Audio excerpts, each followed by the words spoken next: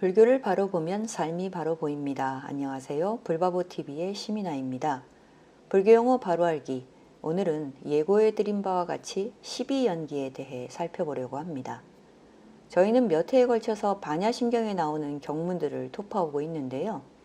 지난 시간에 반야심경 중에서 무무명, 영무무명진 내지 무노사, 영무노사진을 설명드리면서 이 경문에는 12연기의 모든 요소가 모두 포함되며 이 연기는 불법의 가장 기본이 되는 가르침 중의 하나라서 이번 시간에 상세히 살펴보겠다고 예고해 드렸습니다. 먼저 연기라는 용어부터 살펴볼까요? 연기는요, 부처님 당시의 언어인 빨리어로 빠띠짜 사뭇빠다라고 하는데요. 의미는 의존하여 생겨남, 의존하여 일어남, 조건에 따른 발생입니다. 이 연기를 이루는 요소를 부처님께서는 12가지로 발견해 내셨는데요. 12연기는 무명, 행, 식, 명색, 유깁, 촉, 수, 애, 취, 유, 생, 노사가 그것입니다. 이전에 말씀드렸듯이 부처님께서는 깨달으신 이후에 일주일 동안 무상법녀를 누리시며 보리수 아래 앉아 계시다가 7일이 지나자 정에서 나오셔서 사물이 생겨나는 과정을 순서대로 숙고하셨죠. 이것이 있어서 저것이 있게 되고 이것이 생겨남에 따라 저것이 생겨나는구나 하시고 무명에 의존해서 행이, 행에 의존해서 식이, 식에 의존해서 명색이, 명색에 의존해서 유깁이, 이 유깁에 의존해서 촉이, 촉에 의존해서 수가, 수에 의존해서 애가, 애에 의존해서 취가, 취에 의존해서 유가, 유에 의존해서 생이, 그리고 생에 의존해서 노사가. 그래서 이 엄청난 고의 무더기, 고온이라고 하죠. 이 엄청난 고의 무더기가 생겨나는구나 라고 하셨습니다. 그리고 그때는 노사뿐 아니라 슬픔, 비탄, 괴로움, 근심, 절망이 있게 된다.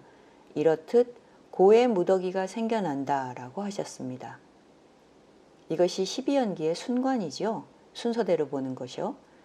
그리고 부처님께서는 곧이어 사물이 어떻게 멸하게 되는지도 그 과정을 숙고하시는데요. 이것이 있지 않을 때에 저것이 있지 않게 되고 이것이 멸함에 따라 저것이 멸한다 라고요. 이것을 12연기 요소로 한번 대입해 볼까요? 무명이 멸하게 됨에 따라 행이 멸하고 행이 멸하게 됨에 따라 식이 멸한다. 그리고 식이 멸하면 명색이 멸하고 명색이 멸하게 됨에 따라 유깁이 멸한다. 유깁이 멸하게 됨에 따라 촉이 멸하고 촉이 멸하게 됨에 따라 수가 멸한다.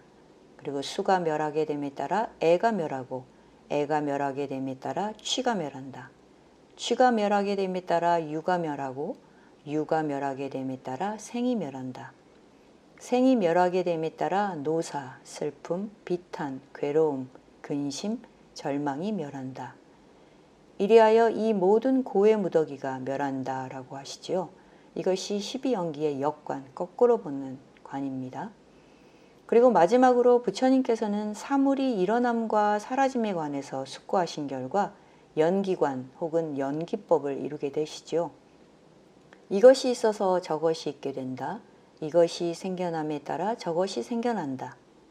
이것이 있지 않을 때에 저것이 있지 않게 되고 이것이 멸함에 따라 저것이 멸한다. 그런데 이것은 어찌 보면 너무나 당연해 보입니다. 맞습니다. 진리니까요.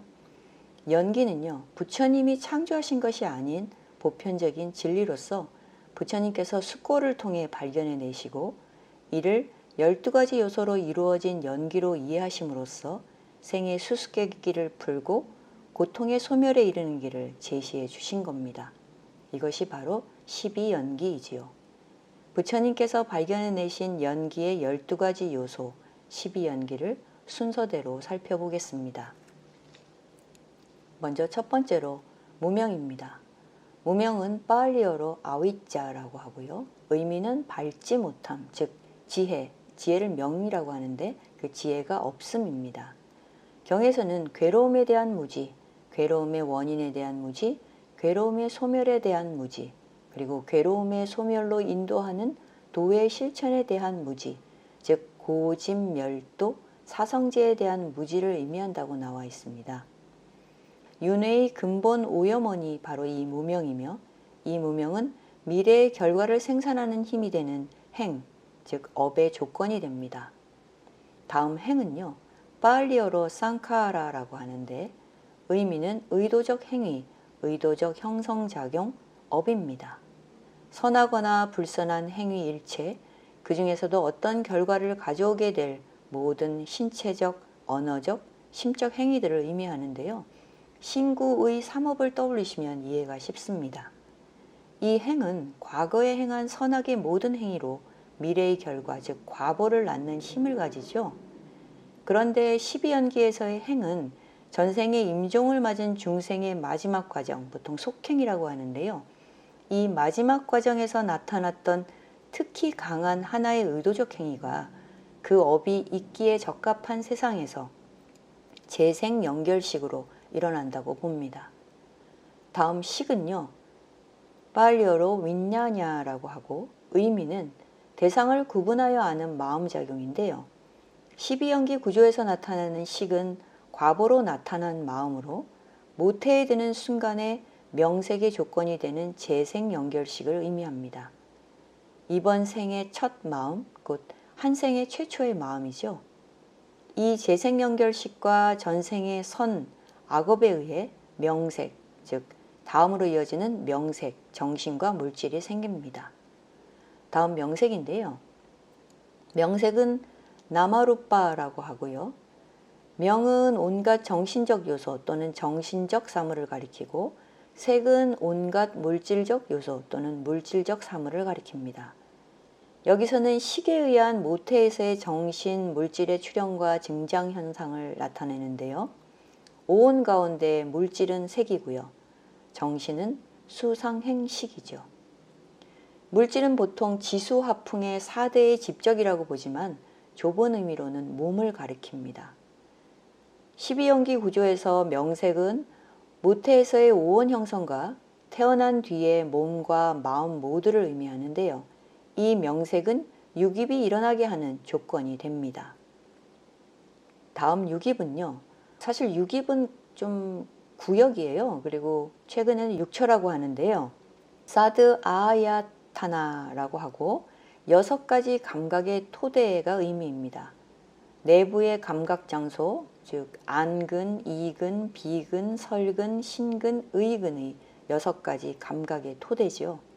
아니, 비, 설, 신까지의 5근은 감각기관의 신경계고 의근은 인식기관 혹은 인식 능력입니다. 촉은 이 육입이 있을 때만 일어나니까 촉은 육입을 조건으로 합니다. 다음은 촉입니다. 촉은 스파르사라고 하는데 의미는 마음이 바깥 경계에 접촉되어 일어나는 심리작용이라고 할 수 있습니다. 육근과 육경, 육식 말씀드린 바 있죠. 이 3가지 화합으로 일어나는 인식적 접촉으로서 직관적 감각작용을 말합니다. 인식대상, 즉 육경이죠. 그 자극에 의해서 감각기관, 육근이죠. 이 육근의 변화에 감촉되어 그 변화를 감지하는 것입니다. 사유나 지각이 일어나기 전, 괴롭다느니 즐겁다느니 이런 지각이 일어나기 전에 자기 몸의 변화를 자기도 모르게 느끼는 마음작용인데요. 촉은 마음이 대상과 만나는 것이고 이 촉은 반드시 특정한 정서적 성향을 띠게 되는데 이것이 촉이 일으키는 느낌, 즉 수입니다. 다음 수는요. 웨다나라고 하고 대상에 대한 감정적, 정서적 심리작용이라고 할 수 있습니다. 이 수에 대해서는 앞에 5원에서 다룬 바가 있죠. 육체가 감각으로부터 받아들이는 즐거운 느낌, 낙수, 그리고 불쾌한 괴로운 느낌, 고수, 그리고 정신이 의식을 통해 받아들이는 근심, 슬픔의 느낌, 우수와 기쁨의 느낌인 희수, 그리고 괴롭지도 즐겁지도 않은 느낌인 불고, 불락수가 있습니다. 이 받아들이는 이 느낌은 마음과 항상 함께 일어나는 심리작용으로 수 자체가 번뇌는 아니지만 탐욕과 분노 등의 번뇌는 괴로움의 원인이 됩니다. 그래서 이 느낌, 즉 수에 대한 반응으로 일어나는 거죠. 즐거운 느낌 낙수에서는 탐심으로 반응하고 괴로운 느낌 고수에서는 진심 성내는 마음으로 반응하죠. 그리고 이 느낌에서 애가 생겨납니다. 가래가요. 즉 느낌이 애를 일으키는 조건이 되는 겁니다. 다음 애는요. 가래라고 하기도 하는데 트리슈나라고 합니다. 매우 좋아하고 사랑하는 것을 말하죠. 더 와닿는 표현인 가래는 촉을 통해서 일어난 느낌에 의지합니다. 감각적 쾌락에 대한 가래가 있고요. 잊고자 함에 대한 가래가 있고요. 잊지 않고자 함에 대한 가래가 있습니다. 그리고 이 가래는 취의 조건이 되죠. 다음 취는요. 취착이라고도 할 수 있고요. 우빠다냐라고 합니다. 의미는 취하고 집착함을 말하는데요. 취는 가래가 이어져서 강력해진 형태입니다. 그래서 감각적 쾌락에 대한 취착인 욕취, 즉 탐욕이죠. 그리고 삿된 견해에 대한 것으로는 세 가지가 있어요. 견해에 대한 취착, 견취, 계율과 의례의식에 대한 취착, 계금취, 자아의 교리에 대한 취착, 아우치가 그것입니다. 취는 죽음으로써도 끝나지 않고 탐욕과 취착을 충족하기 위해서 존재의 상태를 계속 유지하려고 하기 때문에 취는 잊고자 함, 즉 유, 다음에 이어지는 유의 조건이 됩니다. 유는요, 바와라고 하는데요. 그 의미는 잊고자 함입니다. 내 생에 다시 태어남, 재생이라고 하죠. 내 생에 다시 태어남을 일으키는 오원의 조건이 되는 잊고자 하는 마음입니다. 우리는 보통 사라지는 것을 두려워하죠. 삼계 어디든 어떤 형태로든 잊고자 하잖아요. 가래와 치착을 조건으로 하고 있는 잊고자 하는 마음이 어떤 세상에 어떤 존재로 태어나게 하지요. 즉 존재 상태를 지속시키고자 하는 마음이 다음 생에 어떤 형태의 존재를 잊게 하니까 이 유는 다음에 태어남, 즉 생의 조건이 됩니다. 다음은 생입니다. 생은 자띠라고 하고요. 의미는 태어남이죠. 새롭게 오온이 나타나고 감각 기능인 육근을 얻게 되는 것, 그리고 한 생에 최초로 출발하는 것인데요. 태어남이 있는 한 늙고 병들고 죽는 일은 피할 수가 없으므로 태어남, 이 생은 노사의 조건이 됩니다.